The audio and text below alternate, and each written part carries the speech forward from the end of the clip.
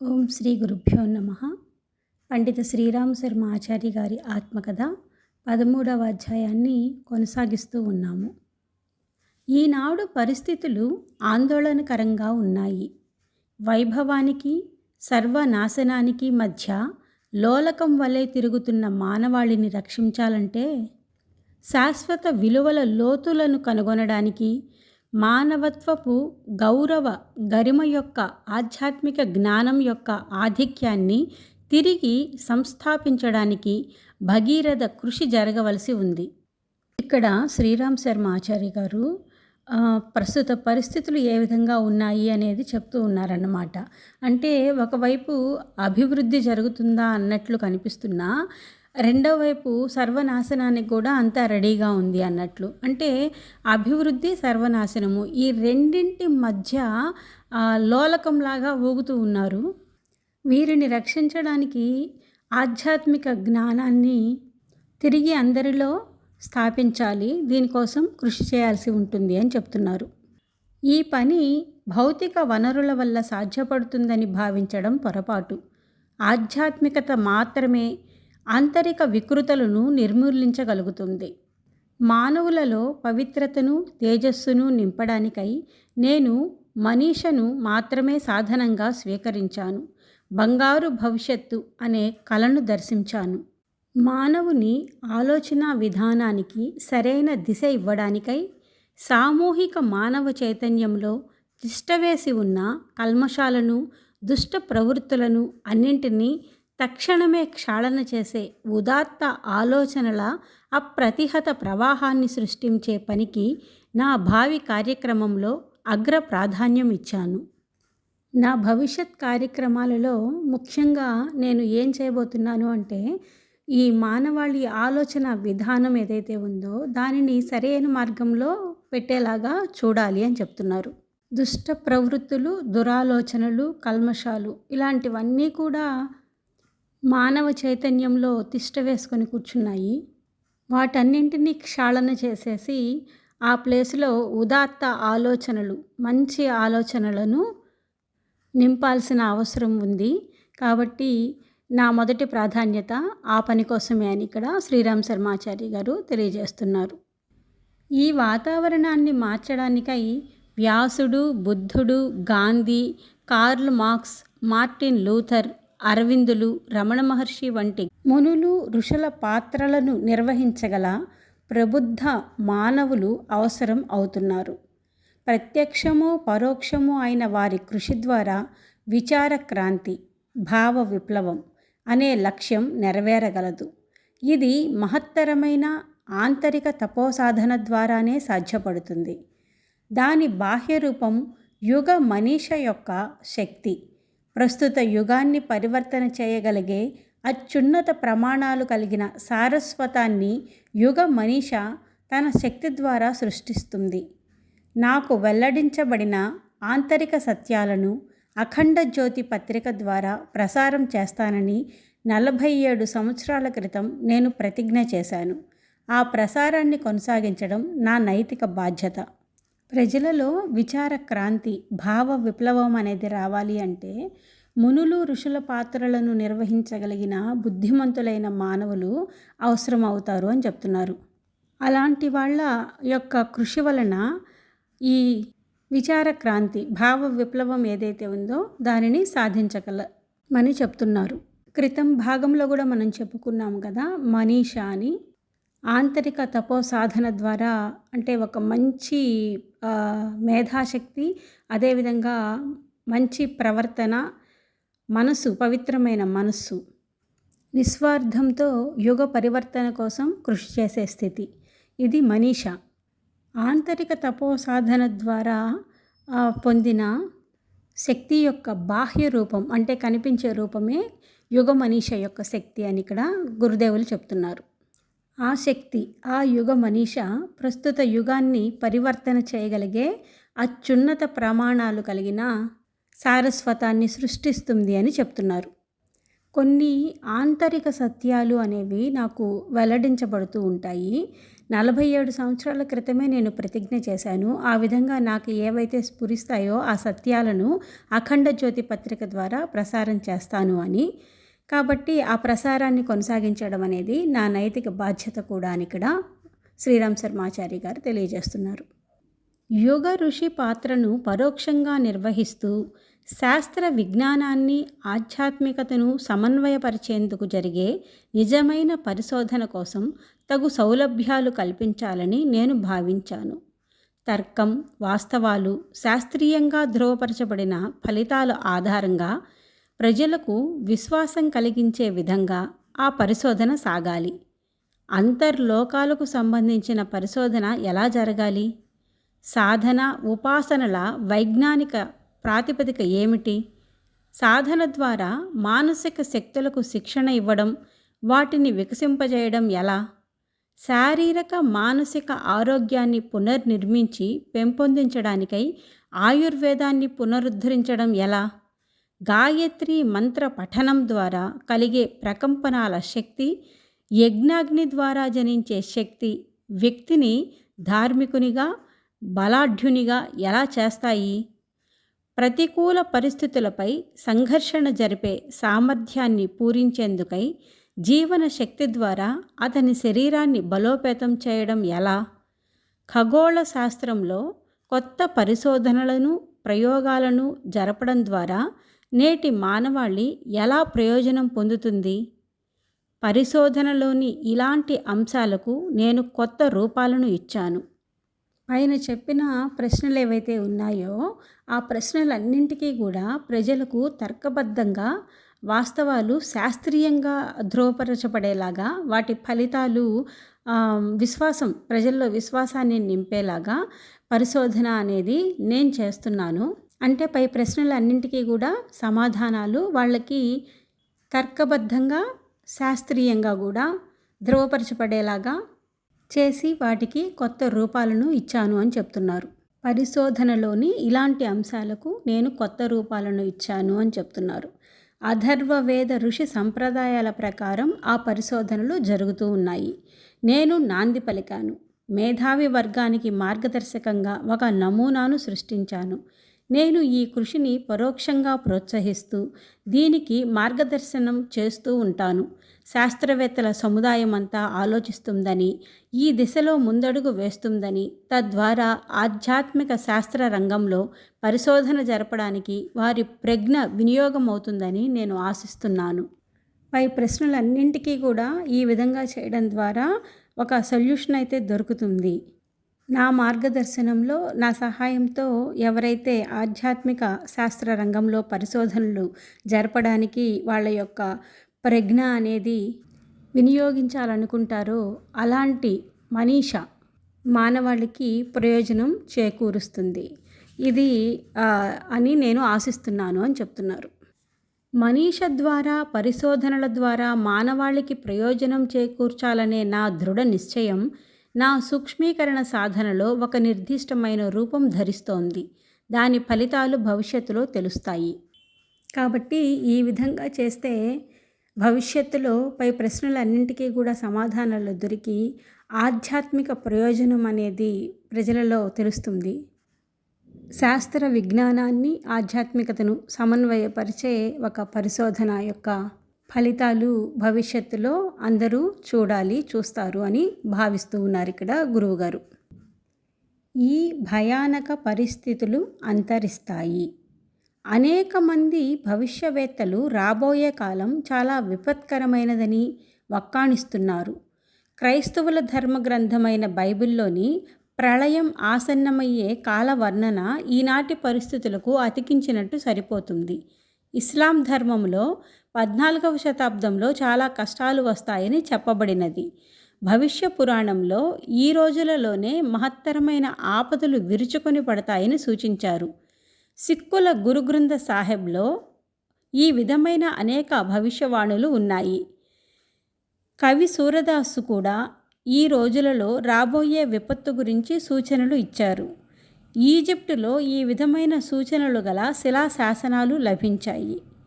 అనేక మంది భారతీయ భవిష్య వక్తలు కూడా ఈ మధ్యకాలంలో జరిగే భయంకరమైన మార్పులను దృశ్య గణిత జ్యోతిష్యముల ఆధారంగా సూచిస్తున్నారు.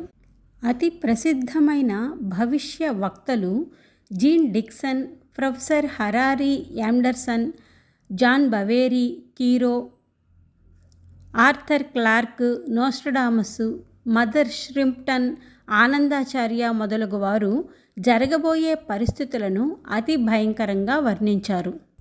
కొన్ని రోజుల క్రిందట కొరియాలో సకల విశ్వ జ్యోతిష్కుల సమ్మేళనంలో 20వ శతాబ్దపు అంత్యకాలంలో అతి భయంకర సంఘటనలు జరగవచ్చునని తెలిపారు. టొరంటో నగరంలో ప్రపంచ భవిష్య విజ్ఞాన విశేషజ్ఞుల సమ్మేళనం జరిగింది. వారు వర్తమాన పరిస్థితులను విశ్లేషించి అతి భయంకరమైన దుర్దినములు అతి దగ్గరలో ఉన్నాయని చెప్పారు.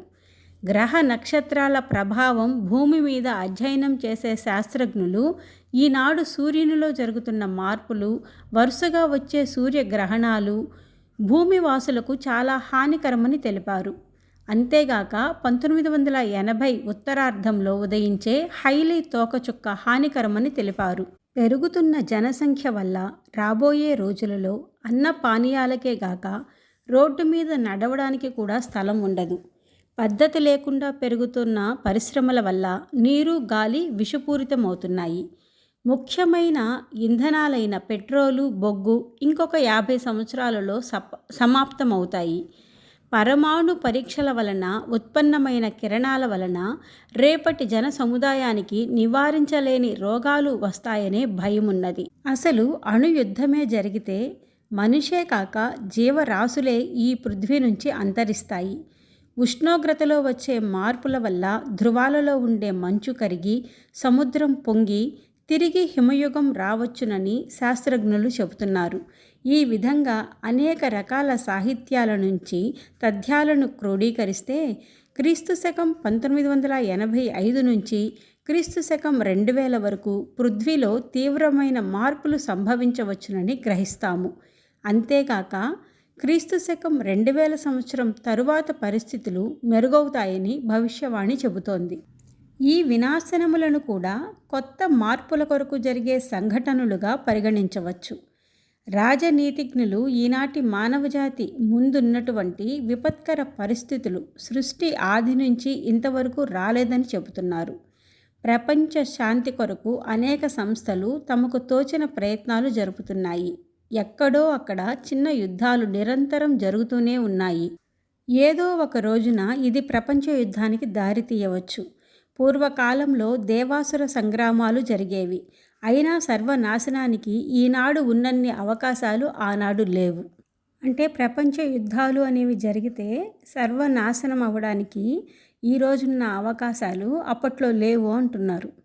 ఈ విపత్తులన్నీ సూక్ష్మ శరీరధారులైన ఋషులు జాగ్రత్తగా గమనిస్తున్నారు. ఇలాంటి పరిస్థితులలో వారు మౌనంగా ఉండలేరు. ఋషుల తపస్సు స్వర్గం, ముక్తి, సిద్ధుల కోసం కాదు. వీటిని ఆధ్యాత్మిక జీవితంలో ప్రవేశించిన స్థూల శరీరధారులు కూడా పొందగలరు. స్వర్గాన్ని కానీ, ముక్తిని కానీ, సిద్ధిని కానీ ఆధ్యాత్మిక జీవితంలో మామూలుగా ప్రవేశించిన స్థూల శరీరంతో ఉండే వ్యక్తి అయినా సరే ప్రగతిని సాధించడం ద్వారా పొందొచ్చు. కానీ ఋషులు ఎవరైతే ఉన్నారో వాళ్ళ తపస్సు ఇలాంటి వాటి కోసం కాదు, లోక కళ్యాణం కోసం అని చెప్తున్నారు. ఋషులు భగవంతుని కార్యభారాన్ని పంచుకుంటారు. వారి సాధనా ప్రక్రియలన్నీ ఈ లక్ష్యం కొరకే. నన్ను అనుగ్రహించిన గురుదేవులు నా ద్వారా ప్రతి పని లోక కళ్యాణం కొరకే చేయించారు. 24 గాయత్రి పురస్చరణలు కూడా లోక కళ్యాణం కొరకు. అతి ముఖ్యమైన కార్యాలను నిర్వహించడానికి అవసరమయ్యే ఆత్మశక్తి పెంపొందించుటకే నా చేత చేయించారు. ప్రపంచంపై వ్యాపించిన వినాశకరమైన మబ్బులను ఎలా చల్లా చెదురు చేయాలన్నదే గురుదేవుల ముఖ్యమైన చింత. చింతించడమే కాక దాని కొరకు ఆయన ప్రయత్నం కూడా చేశారు. ఆ ప్రయత్నాలలో ఒకటి నా వ్యక్తిత్వాన్ని పవిత్రమైన ఆధ్యాత్మిక సామర్థ్యంతో నింపుట. ప్రపంచంపై వ్యాపించిన వినాశకరమైన మబ్బులు ఏవైతే ఉన్నాయో వాటిల్ని తొలగించాలి అనే గురుదేవుల లక్ష్యం ఏదైతే ఉందో, అంటే ఆయన దానికోసం ఏ పని అయితే చేస్తున్నారో అందులో భాగంగా నన్ను కూడా ఆధ్యాత్మిక సామర్థ్యంతో నింపారు. అది కూడా గురువుగారు ఈ లోకం కోసం చేసిన ప్రయత్నమే అని చెప్తున్నారు శ్రీరామ శర్మ ఆచార్య గారు. నా ఉపాసనలోని ప్రస్తుత చరణం సూక్ష్మీకరణ సాధన ప్రక్రియ ఒక వ్యక్తి ఖ్యాతిని, ఐశ్వర్య పటిష్టతను పెంచడానికి కాదు. దీనికి ఒక ప్రయోజనం మానవుడు తిరిగి ఒక ఉత్కృష్ట ఆదర్శ మూర్తిగా నిలబడగలగడం. గురుదేవులు 5 వీరభద్రులను ఉపయోగించి తన ఉద్దేశాన్ని పూర్తి చేయించుకుంటారు. ఒక గాంధీవ ధనుస్సు ఆధారంగా మహాభారత యుద్ధం గెలవడం అసంభవం అనిపించవచ్చు, కానీ ఈశ్వరేచ్ఛ జరిగి తీరుతుంది. వ్యక్తులను తన పనులు చేయడానికి మాధ్యమాలుగా ఉపయోగించుకుంటాడు ఆ పరమాత్మ. మహాబలవంతుడైన హిరణ్యాక్షుని వరాహ రూపంలో అవతరించిన ఈశ్వరుడు ఎవరి సహాయం లేకుండానే చీల్చి చెండాడినాడు. ఈ మారు కూడా రాక్షసత్వం వలన ఉత్పన్నమైన విపత్కర పరిస్థితులు ఎక్కువ కాలం ఉండజాలవని నాకు అనిపిస్తుంది. ఈ మహా వినాశకరమైన పనులకు ఉత్సాహం చూపించేవారు పూర్తిగా మారిపోతారు, లేక వారిని మార్చగలిగే కొత్త శక్తులు మానవ రూపంలో ఉత్పన్నమవుతాయి. భవిష్యత్తులో విశ్వశాంతి కొరకు జరిపే ప్రయత్నాలలో భారతదేశపు పాత్ర చాలా ప్రముఖంగా ఉంటుంది. ప్రపంచంలోని అన్ని జాతుల పండితులు ప్రపంచ సర్వనాశనము చాలా దగ్గరలో ఉన్నదని భావిస్తున్నారు. నేను ఒక్కడినే ప్రవాహ దిశ మళ్ళీ మంచివైపు ప్రవహిస్తుందని, ప్రవహించి తీరుతుందని ఖచ్చితంగా చెబుతున్నాను. నా ఈ భవిష్యవాణిని చాలా తీవ్రంగా తీసుకోవాలి. ఈనాడు ఆకాశంలో కనిపిస్తున్న సర్వనాశనము కలిగించగలిగే మేఘాలు ప్రచండ వాయువు యొక్క తీవ్ర వేగం వల్ల ఎక్కడికో కొట్టుకుపోతాయి. చీకటిని చీల్చి వెలుతురు వాతావరణమంతా నిండుతుంది. ఇది ఋషుల పరాక్రమం వల్లనే సాధ్యపడగలదు. లోకమంతా కూడా 20వ శతాబ్దపు చివరి దశ యుగాంతానికి దారితీస్తుంది అని చెప్పినా కూడా శ్రీరామ్ శర్మ ఆచార్య గారు 21వ శతాబ్ది ఉజ్వల భవిష్యత్తుగా ఉండబోతుంది అని ఖచ్చితంగా చెప్తున్నారు. దీనికి కారణం ఏంటి అంటే ఋషుల పరాక్రమమే, వారి వల్లే ఇది సాధ్యపడుతుంది అని అంటున్నారు. త్వరలో నవయుగ ఆరంభము. ఈనాడు కానవస్తున్న విపత్కర పరిస్థితులు, విఘ్నులు ఊహించే సంఘటనలు కల్పనలు కావు. వినాశనం జరిగి తీరుతుంది. కానీ సమయం ఉండగానే కాలచక్రం మారి సత్యయుగ ధర్మాలు మళ్ళీ కనిపిస్తాయి. సాధారణ వ్యక్తుల ఇచ్ఛాశక్తి ప్రభావం చాలా పనిచేస్తుంది. ప్రజాభిప్రాయం చాలా ప్రభావం చూపించగలదు.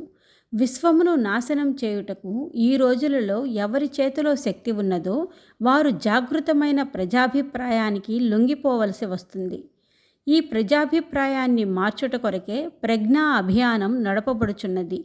నిదానంగా ఇది శక్తి పుంజుకుంటుంది.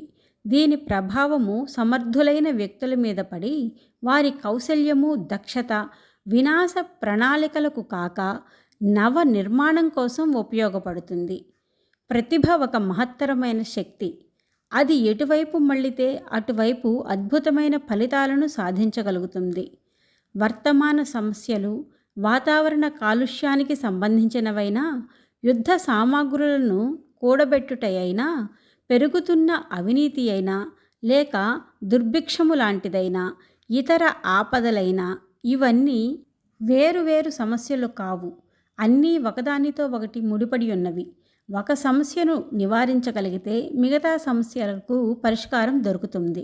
శ్రీరామ్ శర్మ ఆచార్య గారు చేపట్టిన ప్రజ్ఞా అభియాన్ ఏదైతే ఉందో అది శక్తివంతులను, మేధావులను చెడు మార్గం వైపు మళ్ళనీయకుండా చేస్తుంది. వాళ్ళు లోక కళ్యాణం కోసం పనిచేసే విధంగా వాళ్ళ ఆలోచనలలో మార్పు అనేది వస్తుంది అని చెప్తున్నారు. ప్రతిభ అనేది ఒక మహత్తరమైన శక్తి. అది ఎక్కడుంటే అక్కడ అద్భుతమైన ఫలితాలను సాధించవచ్చు అని చెప్తున్నారు. అలాగే ఇక్కడ ఇప్పటి వర్తమాన పరిస్థితులు ఏవైతే ఉన్నాయో, అంటే వాతావరణ కాలుష్యం కానివ్వండి, యుద్ధ సామాగ్రులను కూడబెట్టడం కానివ్వండి, పెరుగుతున్న అవినీతి, దుర్భిక్షము, ఇలా చాలా రకాలు చెప్పారు కదా. ఇవన్నీ ఈ ఆపదలన్నీ వేరువేరుగా కనిపిస్తున్నా నిజానికి ఇవి వేరువేరు సమస్యలు కాదు. ఇవన్నీ కూడా ఒకదానితో ఒకటి ముడిపడి ఉన్నాయి. ఒక్క సమస్యకు పరిష్కారం లభిస్తే, అంటే ఒక సమస్యను నివారించగలిగితే మిగతా సమస్యలకు కూడా పరిష్కారం దొరుకుతుంది అని చెప్తున్నారు. శక్తులలో రెండే ప్రధానమైనవి. వాటి ద్వారానే వినాశకర కార్యములు కానీ లేక శుభప్రదమైన కార్యములు కానీ జరుపబడతాయి. 1 శస్త్రబలము, ధనబలము. 2 బుద్ధిబలము, సంఘటనా బలము. చాలా కాలము నుండి శస్త్రబలము, ధనబలము ఆధారంగా మానవత అణగతొక్కబడి అనుచిత మార్గాలలో ఇచ్చ వచ్చినట్లు ప్రవర్తన జరుగుచున్నది. ఇది రాక్షస శక్తి. రాబోయే రోజులలో దైవశక్తి అయిన బుద్ధి, సంఘటనా బలములు తమ ప్రభావాన్ని చూపిస్తాయి. దైవ సామర్థ్యం ఏమి చేయగలదో ప్రపంచం గుర్తిస్తుంది. బుద్ధి బలము, సంఘటనా బలము ఈ 2 దైవశక్తి అని చెప్తున్నారు.